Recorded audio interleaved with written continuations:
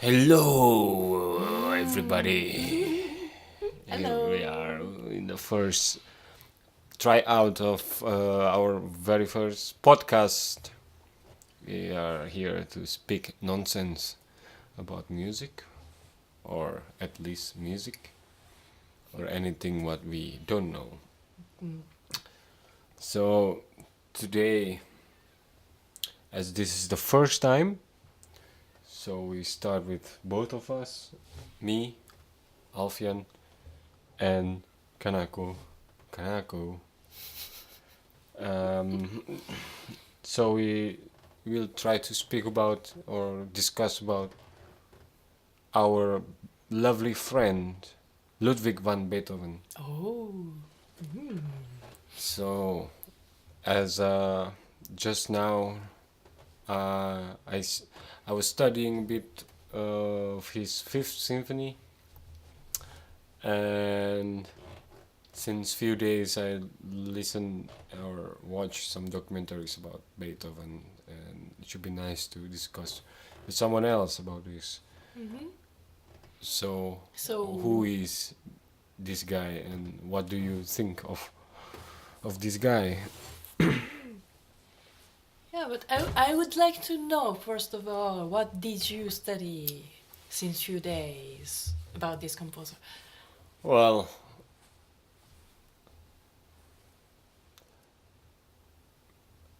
first of all, I few days ago I watched a documentary about his hair.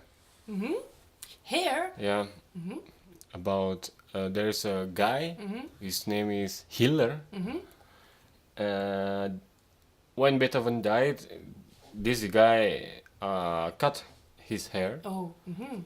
because he has such a great admiration to Mm-hmm. Beethoven. He is also a pianist, composer, and a very strong figure in music. Mm-hmm. And he's in Köln. Mm-hmm. And so centuries after centuries, this hair is preserved, Mm-hmm. and finally it landed in Denmark. If I'm not, Denmark. yeah, if I'm Oh. not mistaken, I need to check again the. Mm-hmm. But if you want to know the documentary, there is in Medici TV, Mm-hmm. Medici TV, So, what can we know through the analysis of this hair? about his. This is about biological side. Oh. It's about how much suffering he had, how much pain he had. Oh, yes? Yeah, Oh. through this record of only by hair. Mm-hmm. And today people can understand what kind of pain really he suffered, and through this I think more deeply in his music. Mm-hmm. That's why I learn again, I study again through his not only scores which is published by many editions, but Mm-hmm. go back to his manuscript and Mm-hmm. to experience a bit what he thought and what he Mm-hmm. feel. Yeah. Oh. Yeah. So his suffering was permanent. He had always the pain So in his daily life. his autopsy record was the doctor say that he have also kidney Oh. problem. Mm-hmm. He have liver problem. Mm-hmm. His body is destroyed, Oh. really destroyed. Mm-hmm. Not only his hearing. Mm-hmm. And at that time, medical field is not yet really advanced. Mm-hmm. So Beethoven was hoping that, yeah, to know what is happening to his hearing, why he lost hearing, and is there any way to return back his hearing. But Mm-hmm. at that time, it's not really possible yet. Mm-hmm. So, but yeah, that grows more my sympathy on this guy, Mm-hmm. Ludwig. Mm-hmm. It's incredible Mm-hmm. how he not only devote his time and energy in life, but also his body Mm-hmm. through that to his music. So Mm. that's, I think, crazy.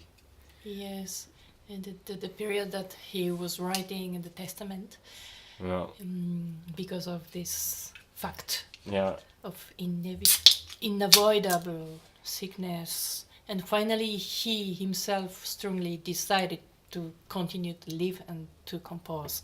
well, And since this moment, his style of music changed a lot yeah, till the end. yeah. So I'm not really interested in what media, since centuries, what media um, uh, printed as what Beethoven is in media way. Mm-hmm. But I'm more interested to know more in person through Mm-hmm. these records of what happened to him. Mm-hmm. And for me, studying the score of the music, I think it's really helpful to really go to the origin, to the manuscript. Even it's difficult to read, but it's a good reference Mm-hmm. to have a more deeper idea on it. Yes. And what did you find in the score of Fifth Symphony that you were studying?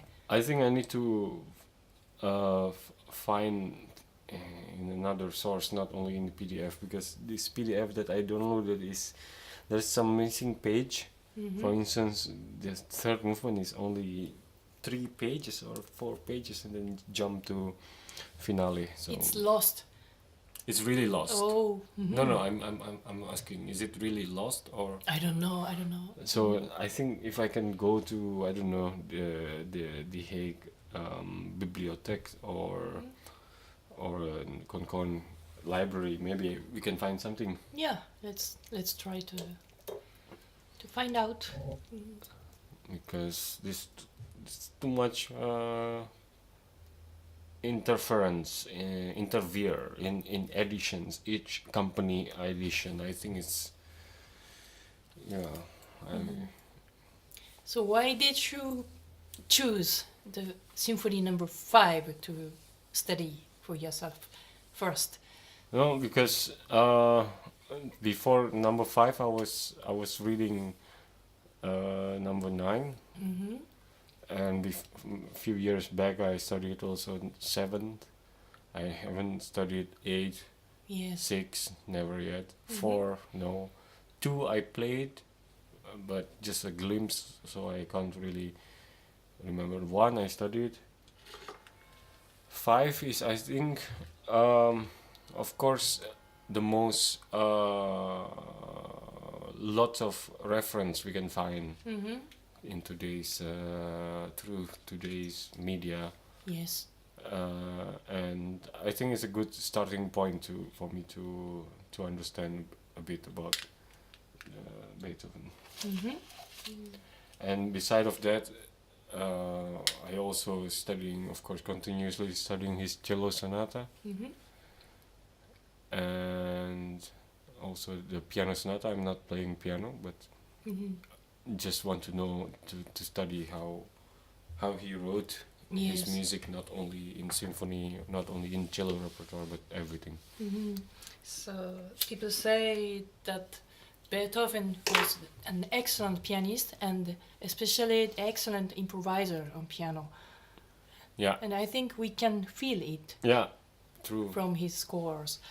Even if he has a strong willing to unify the motif, so often he composes from one only idea to try to develop in maximum.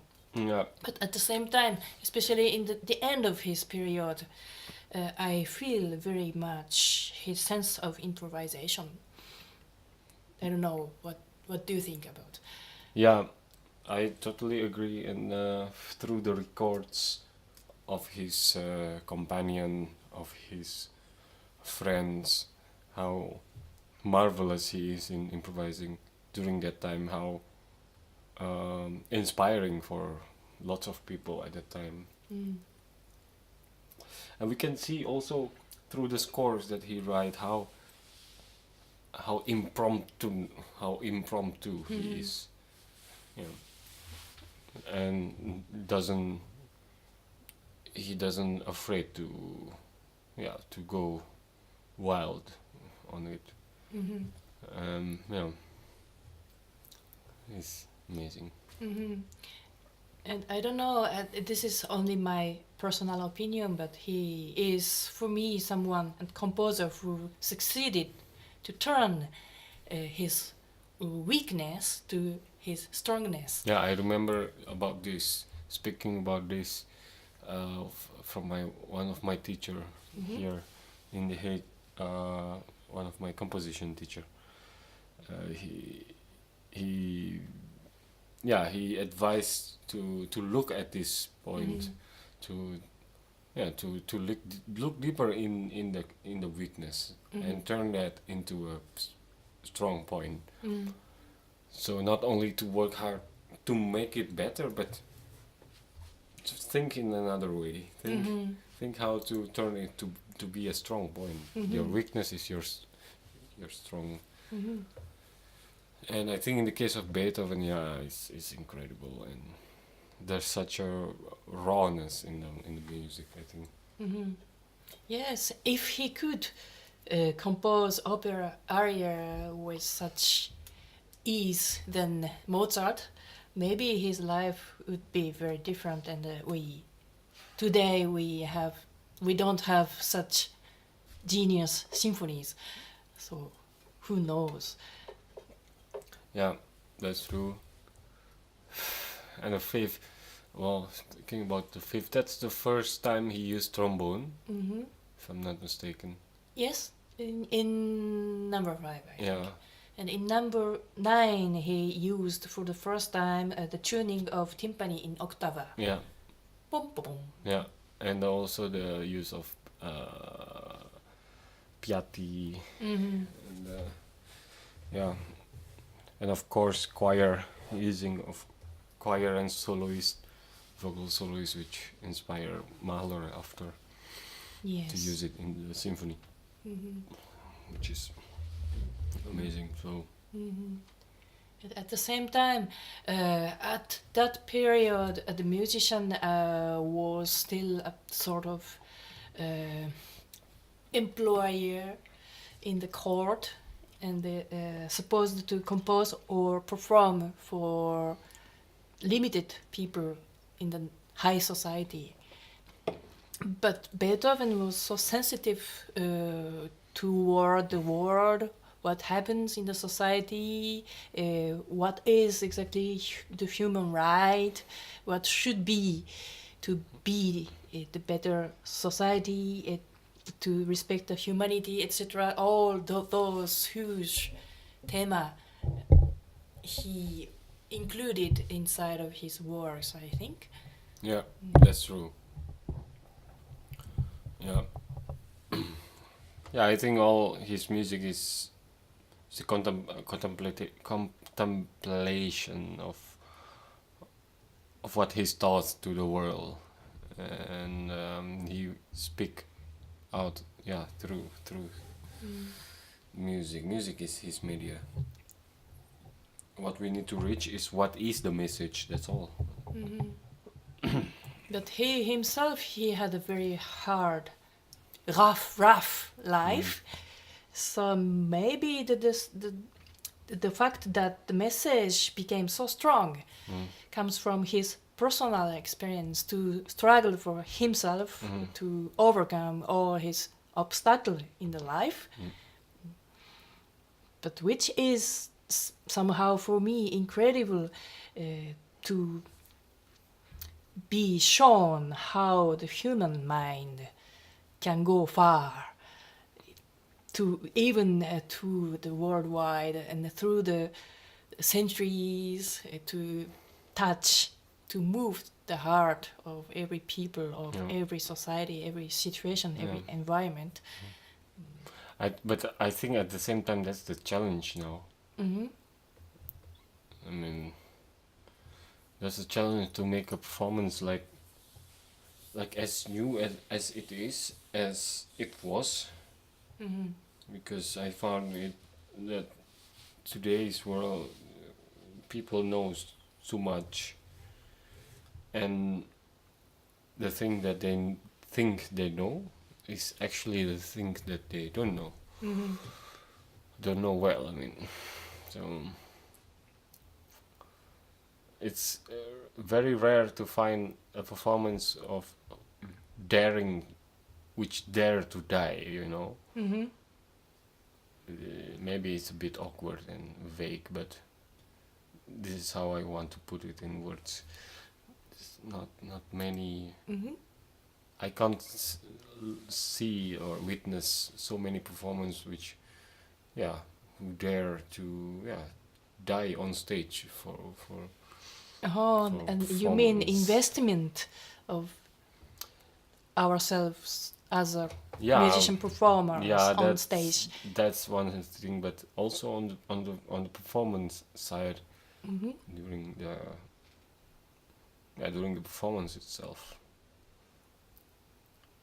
Mm-hmm. So rare. It's still rare to find, not many yet. Mm-hmm. Yes. Well, I think this is the result of our own education system. Mm-hmm. You mean? Yeah, this is what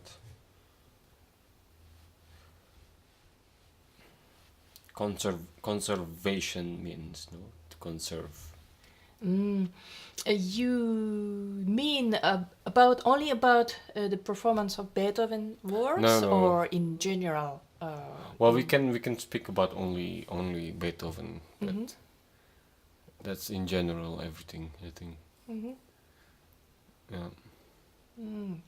Yeah, because as I understood, as I understand from the score of Beethoven, he uses lot of sudden expression, forte without crescendo, or the, soon after forte, suddenly the piano without any diminuendo, or something very sudden and not smooth. Mm. This kind of expression we must give lot at each notation to let feel the audience. Yeah. If we perform in the halfway, it's not one. Yeah.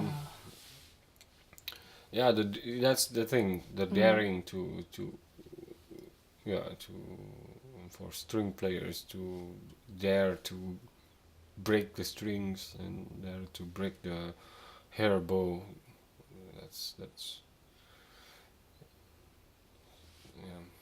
yeah.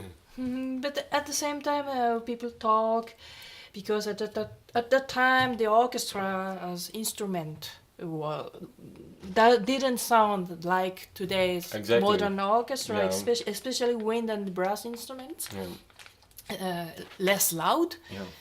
less metallic, Yeah.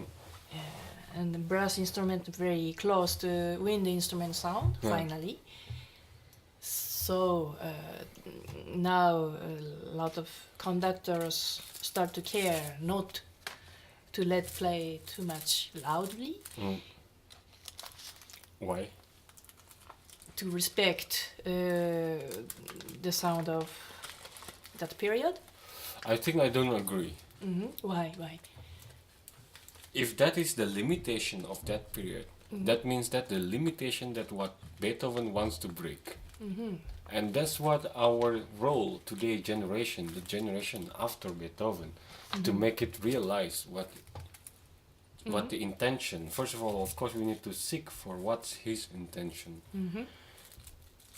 but not to stay on that limitation of that era. Or, I mean, with today's tools, we need to, despite of going back in time and think of playing it like that, but use what today's tools, our generation tools, to help find out what Mm-hmm. I think Because that's for me a social responsibility for him. yeah, I don't know. I didn't really deeply study the music history, so maybe I don't have right to say things about that. But as I know, 1 century ago, the Berlin Philharmonic with Furtwängler, or even the time of Mahler as a conductor of Vienna Staatsoper, the rubato was really without any logic. We could keep the note as long as the conductor wants, or accelerando or diminuendo, or without any limit, or and the espressivo can be like in recitativo in the opera, even Beethoven or some German work. And after it became the period of reconstitution of Baroque instrument, how should be sounded, the Bach with Baroque violin bowing was different, so such kind of archaeological research started, and so we start to say we must absolutely respect all what is written on the score first, but just before it was not such aesthetic in music interpretation. So maybe now we are in the new generation, new stage of searching interpretation, I think. So what kind of interpretation we have tendency now, Yeah. according to you? I don't know. I don't yet listen many enough reference.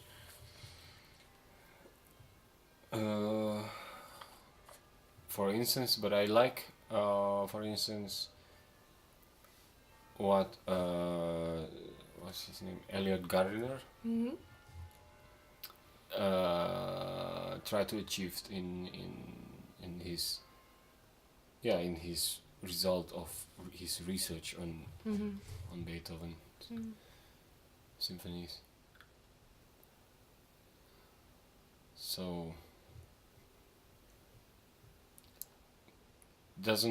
he doesn't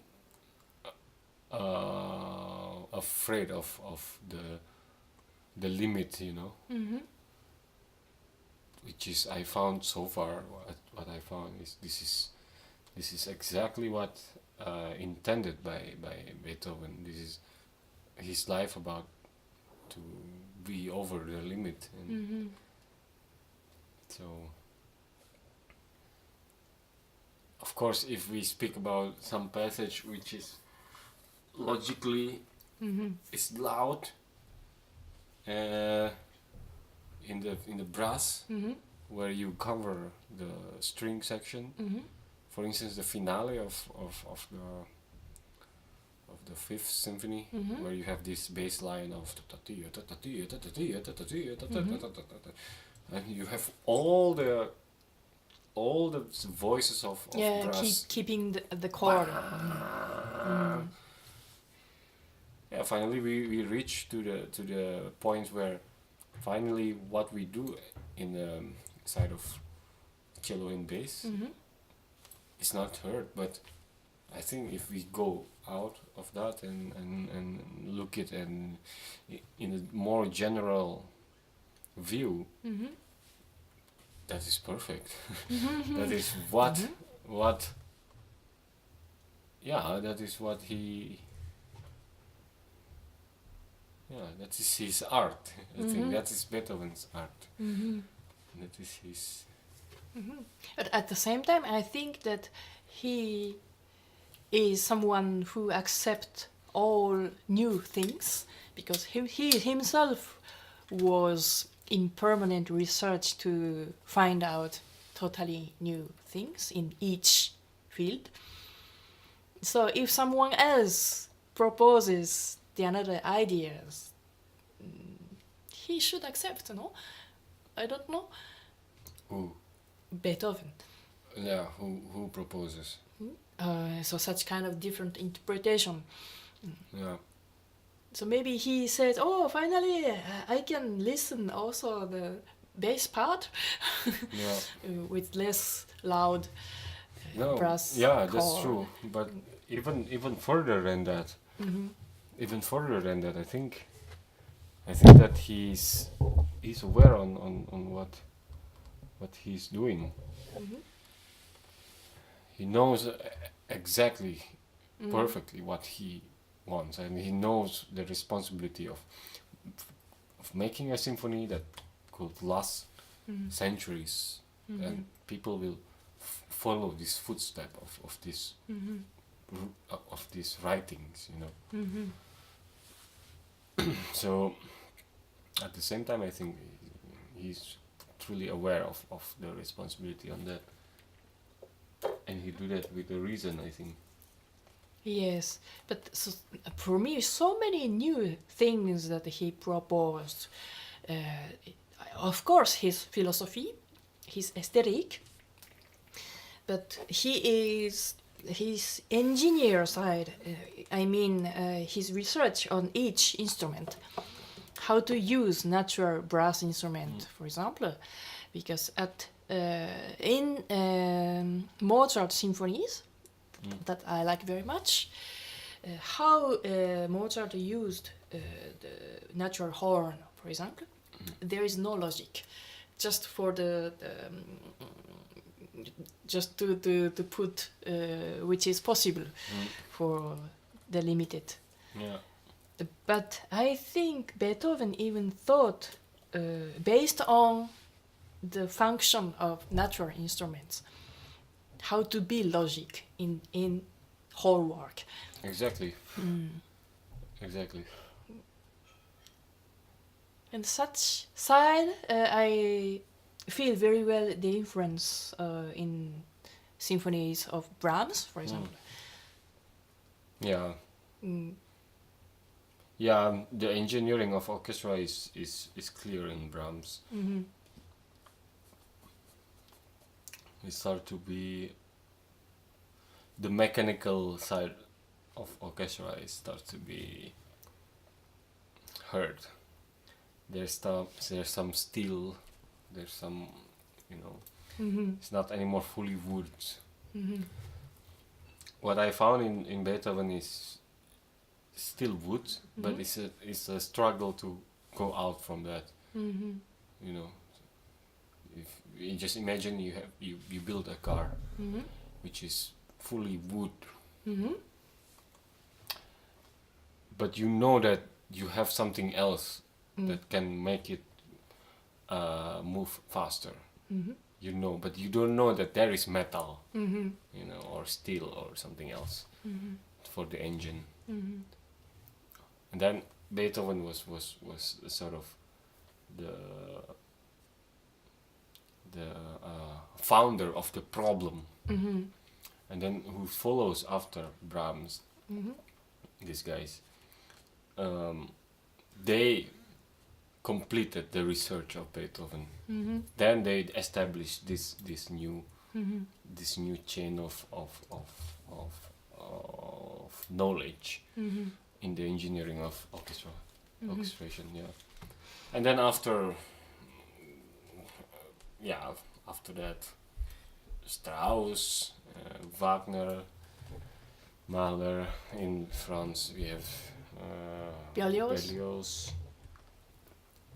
Then it grows. 20th century becomes crazy.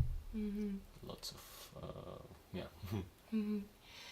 But what I admire the most in Beethoven's work is how to limit the material to develop the maximum of things. Yeah. Because I had a chance, and I have a chance to make a world premiere performance of a lot of contemporary works, and also conduct lots of works composed in 21 21st century.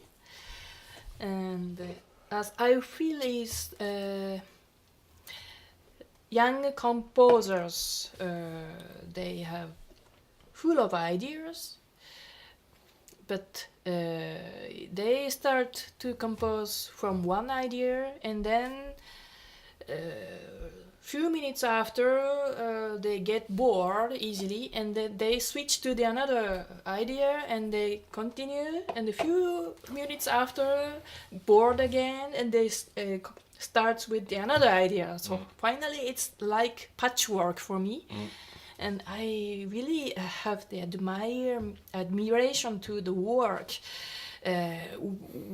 which only one idea is insisted from the beginning to the end. Yeah. This is the most difficult struggling as a creator, as my opinion. Yeah. And Beethoven is one of the first creator who succeeded it as a composer, in my opinion. Yeah, that's true. Of course, before that we have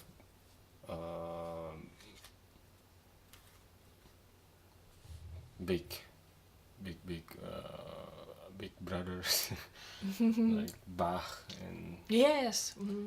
but they have their own different art form. But yeah, I agree on Beethoven. Creating things from one idea and develop it. It's completely like the creation of human or living organisms, which comes from a single cell. And if we track down more deeper, and it's from a bunch of atoms, collection of protons, neutrons, and then go into deeper bunch of quarks. So yeah. And which is also interesting for me is to follow all his works from the very first one to the ultimate opus. So how he developed himself, his mind, his spirit, which is really incredible for me. He didn't stop to fight, and he didn't stop to look for. Yeah.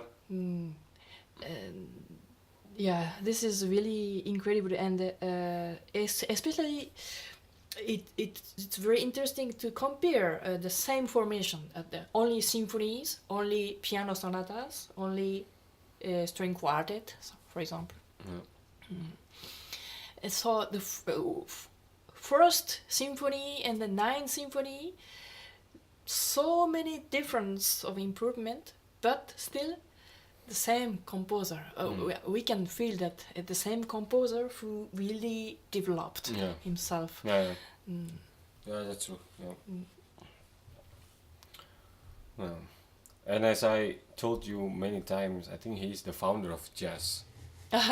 Yes, the rhythmically it's incredible as at such period to use the syncopation or yeah, in the rhythmic point of view, yes. Yeah, he's beyond. In the grosse Fuge, also I think that's like I don't know how to say, maybe free jazz, almost goes to free jazz, which even 1950s doesn't think about it yet, maybe, but he himself he dared to do it, even at the premiere. It doesn't make so many people happy, but he even scolded the audience why this is new thing, and so many people doesn't agree that, and And now we are responsible for that, for that disagreement. For me, Beethoven it is permanent contemporary composer. Because each time I open again the score of symphony, I discover one new thing. Oh, and for example, after having conducted some Stockhausen or contemporary 20th century's work, and I open again Beethoven score, and oh, this is the contemporary music. So this is what I feel each time to go back to Beethoven's work. Yeah. So what makes so contemporary? I can't localize myself, but it's so new. No, we don't need to localize it. We just need to feel it. For instance, yeah, that's true. Even in the cello sonata, how he precised the silence even in the second sonata of the introduction. The section where it goes to the fast movement, the dominant chord. Bum bum bum bum bum.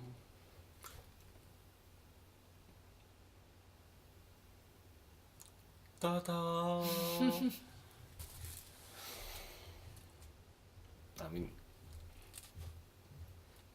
at the age of music is for dance, for stuff like that. He break it. He use silence for. He already think what John Cage think. Maybe silence and the resonance, Yeah. acoustic, Yeah. the hall. So Beethoven is contemporary until now, yes. Yes. And this is our mission, I think, to spotlight it or emphasize it, because yeah, we still care or worry about perfection of what is happening in music. I mean in sound making. But we forgot the other side of that.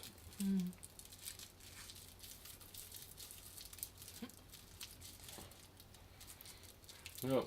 Yeah. And it makes me think also about create the relationship between creator and God. Because, for example, Haydn was very religious, pious composer. Bach as well. So their works were a sort of dedication toward God. But as for Beethoven,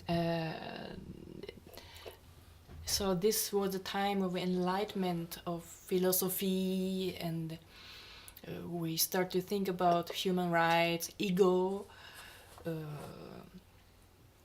how to build the identity, or yeah, so maybe the human thinking changed a lot at the time. So I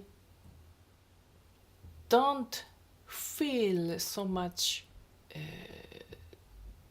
dedication to the God, but something he believes very strongly that it exists something which is out of our imagination, so over something,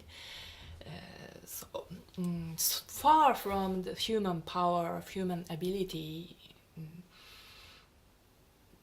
This is why Beethoven admired a lot the nature. So he loved so much working in the forest, and where he got some inspirations for his new music.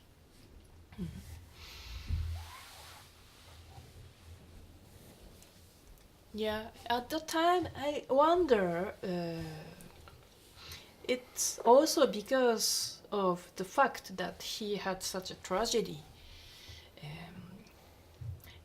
And finally, his personal tragedy of this sickness, to lose his ear and the permanent pain, nobody could help, even God.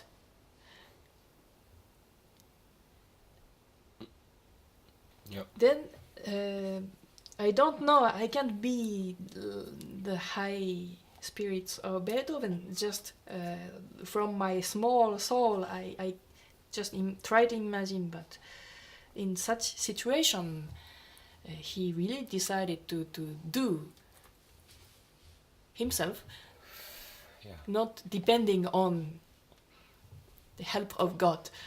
Yeah. This makes something very strong from his spirit, his mind. Yeah, this is what I guess. Not sure, but That's true. yeah. So, folks. Yeah. So that's it about a little bit, tiny bit about Beethoven. We try to discuss spontaneously in our mind, and yeah, we will perform one of Beethoven work in Number 3. February. The Cello third sonata. sonata for cello and piano, and we will try to make a documentation on that. That means a recording of the performance that will be in the castle of what? Where Josephine, the wife of Napoleon, was living. Yeah, so there is a quite connection between Beethoven and Napoleon, of course. We all know from textbook. But we try to interpret Beethoven. We try to approach Beethoven in different point of view, in not in an academic point of view. And yeah, please wait for the recording, and see you in the next podcast or discussion, and to talk about nonsense. Because that's what life is about. It's about nonsense. You want to say bye-bye? Bye bye. Sampai jumpa. Tot Tot ziens. ziens. Ja, au revoir. Bye bye.